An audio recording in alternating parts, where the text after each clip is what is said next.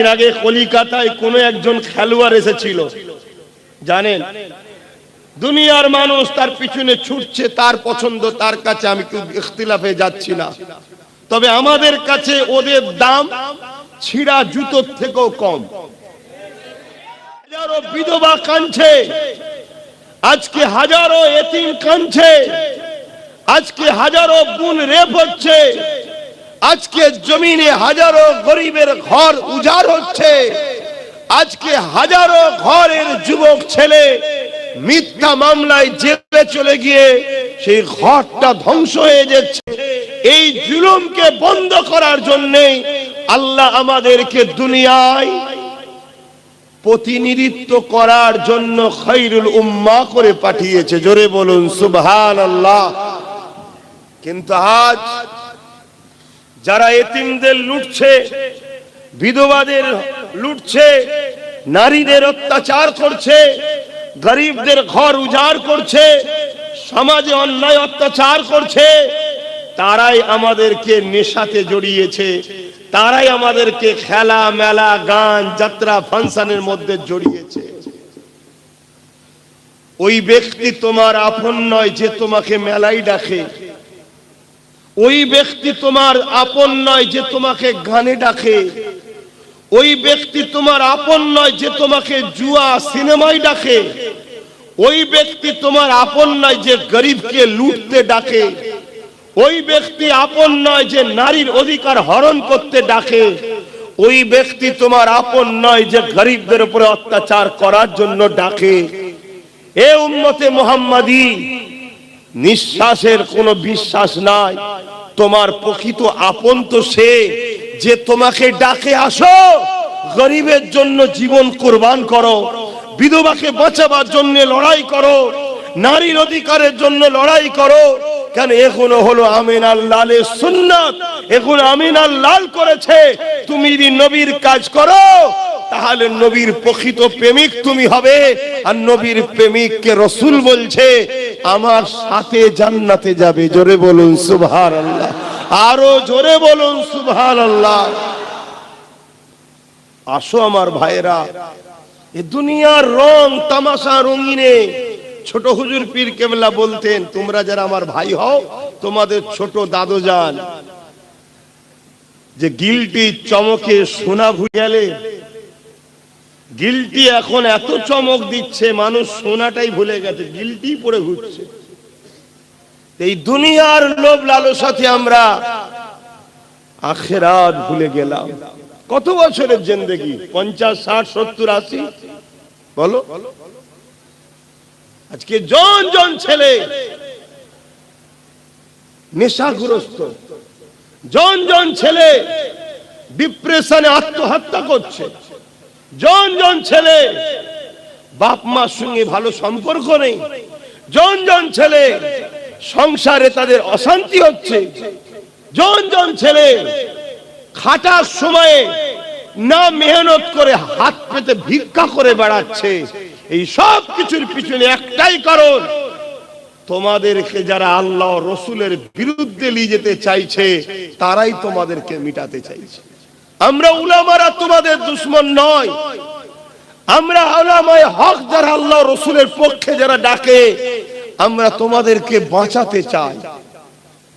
তোমরা দুনিয়ার রঙিন নেশায় ভাবছো খুব ভালোভাবে কাটছি না। যুবক, এ দুনিয়া বড় কঠিন জায়গা। মুরব্বীদের কাছে কখনো বসবে, জিজ্ঞেস করবে, তোমার দাদুদের কাছে বসবে, নানাদের কাছে বসবে, এ দুনিয়া যে কত বড় প্রতারণার জায়গা, কত বড় যে ধোঁকার জায়গা, কত বড় যে স্বার্থপরের জায়গা, তাদের কাছে বসবে কেন? তারা তোমার থেকে 50 বছর বেশি দুনিয়াদারি করছে। শুনছো আমার ভাইরা, একদম ধ্বংসের মুখে আমরা চলে এসেছি, একেবারে শেষ দিকে আমরা চলে এসেছি। যাদের জন্য আমরা উলঙ্গ হলাম, যাদের জন্য আমরা নবী হারালাম, যাদের জন্য আল্লাহ হারালাম, যাদের জন্য আমাদের বোনেরা পর্দা শেষ করে দিল, যাদের জন্য আমাদের সংসারে অভাব তৈরি হলো, যাদের জন্য আমরা বিমারিত হয়ে বসে আছি, যাদের জন্য আমাদের মেন্টালিটি আজ চঞ্চল হয়েছে, তারা সবাই কিন্তু আজ আমাদের কিন্তু এই দুর্দশাতে দায়ী, এবং তারা এই বিপদের সময় আমাদের কিন্তু কেউ পাশে নাই। খেয়াল করে দেখো, আজ আমার মসজিদ ধ্বংস হচ্ছে, যাদের জন্য চিল্লেছিলাম এতদিন তারা কেউ আজ আমাদের পাশে নাই। আজ আমার মাদ্রাসা চলে যাচ্ছে, যাদের জন্য ভাই ভাইকে খুন করলাম তারা কিন্তু আজকে আমাদের পাশে কেউ নাই। আজ আমরা দুনিয়াতেও একটু যদি রাজকীয় ভাবে ভালো মন্দ দেখা পয়সা গাড়ি বাড়ি যদি থাকতো তাও না হতো, সব হারিয়ে ফেললাম। এবারে আমাদের আখিরাতটাও ধ্বংস হতে চলেছে, কবরটাও আযাবে জাহান্নামের গর্ত হতে চলেছে। এই জায়গা থেকে যুবক, আজ যখন জলসায় এসেছো, অঙ্গীকার করো, তওবা করো। নয় হাজারো জলসা দিয়ে হাজারো জলসা শুনে কোনো লাভ নাই যদি নিজে থেকে তুমি পরিবর্তন হতে যদি না চাও। আজকে এখানে যতগুলো যুবক বসে আছো, পর্দার আড়ালে যতগুলো বোন শুনছো, যদি একটুখানি আব্বাস সিদ্দিকীর প্রেম তোমার দিলে থাকে, ওই ভালোবাসার দাবি করছি, আজকের এই মজলিসে বসে তওবা করো যে আল্লাহ ভুল অনেক করেছি, মুখ দেখাবার মতো উপায় নেই, তবে আজকে ওয়াদা করছি বাকি যতদিন বাঁচবো, 1 ঘন্টা 1 দিন 1 বছর, কিছু জানো নাকি কতদিন বাঁচবে? বাকি যতদিন বাঁচবো ওয়াদা করছি আমিনার লালের দিনের পাহারাদার, আমিনার লালের গোলাম হয়ে বাঁচবো। জোরে বলুন সুবহানাল্লাহ, বলুন ইনশাআল্লাহ। আমার সঙ্গে সহমত যারা হতে পারবেন হাত তুলে সাক্ষী দেন। ঠিক বলছেন? কথা ঠিক বলছেন তো নাকি? আল্লাহ এই হাতগুলো কবুল করে নেন, এদেরকে আপনার হাবিবের গোলাম হিসাবে কবুল করেন, এদেরকে আপনার হাবিবের পেয়ারা উম্মত হিসাবে কবুল করেন। বলুন আমিন। নবীর গোলাম হও। নবীর গোলাম যারা হয় তাদের দাম কখনো মেটে না। কয়েকদিন আগে কলিকাতায় কোন একজন খেলোয়াড় এসেছিল, জানেন? দুনিয়ার মানুষ তার পিছনে ছুটছে, তার পছন্দ তার কাছে, আমি খুব ইখতিলাফে যাচ্ছি না, তবে আমাদের কাছে ওদের দাম ছিঁড়া জুতোর থেকেও কম। একদম অতি সত্য কথা বলছি, অতি সত্য কথা বলছি। কেন? ওদের দ্বারা সমাজে নেশা বাড়ছে, ওদের দ্বারা সমাজে বিহায়াপনা বাড়ছে, ওদের দ্বারা রেপ বাড়ছে, ওদের দ্বারা সমাজের কোন গরিবের কোন কল্যাণ হয় না, ওদের দ্বারা সমাজে কোন সভ্যতা, জাস্টিস, ইনসানিয়াত আসে না, ইনসাফ আসে না। যে মানুষের দ্বারা সমাজে ইনসাফ, ইনসানিয়াত আসে না, তাদেরকে আমরা ছিঁড়া জুতোর থেকেও মূল্য কম দিই।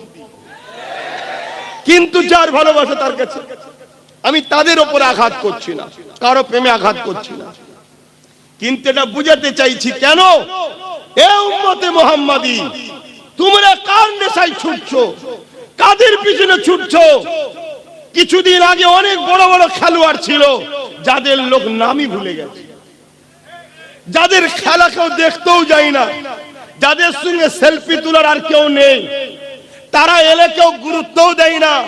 তা আজকে যার গুরুত্ব দিচ্ছে, কাল তার দশা কিন্তু ওই বিগত বড় খেলোয়াড়ের মতনই হবে। কিন্তু খেয়াল করে দেখো, 100 বছর কম বেশি হয়ে গেল, মুজাদ্দিদুল জামান, আমিরুশ শরিয়াত, শেখুল বাঙ্গাল, পীর আবু বকর সিদ্দিক দুনিয়া থেকে চলে গেছে। বেঁচে থাকা অবস্থায় তার পিছনে তো জনসমুদ্র ঘুরেছে। 100 বছর চলে যাওয়ার পরেও যত নতুন নতুন ছেলে দুনিয়ায় আসছে, শুধু মুসলমান নয়, নেতা কেতা সবাই আবু বকর, আবু বকর, আবু বকর দাদা হুজুরের জন্য ছুটছে। জোরে বলুন সুবহানাল্লাহ, আরো জোরে বলুন সুবহানাল্লাহ। আল্লাহু আকবার, আল্লাহু আকবার। হে যুবক, বোঝো, বোঝো দাদা হুজুর কেন, তার জন্য মানুষ আজও পাগল। ব্রিটিশরা পর্যন্ত তাকে সম্মান করতে বাধ্য হয়েছিল। কেন? তিনি মুহাম্মদ রাসূলের গোলাম ছিল। জোরে বলুন সুবহানাল্লাহ। আরো জোরে বলুন। তাই আব্বাস সিদ্দিকী তোমাকে ওই একটাই রাস্তা দেখাচ্ছে, দাম যদি বাড়াতে চাও আমিনার লালের কাছে বিক্রি হও। এ দুনিয়া কি জিনিস, লৌহ কলম সব কিছু, ফারিস্তা জিবরাইল মিকাইল ইসরাফিল সব তোমার খাদেম হয়ে যাবে। জোরে বলুন সুবহানাল্লাহ।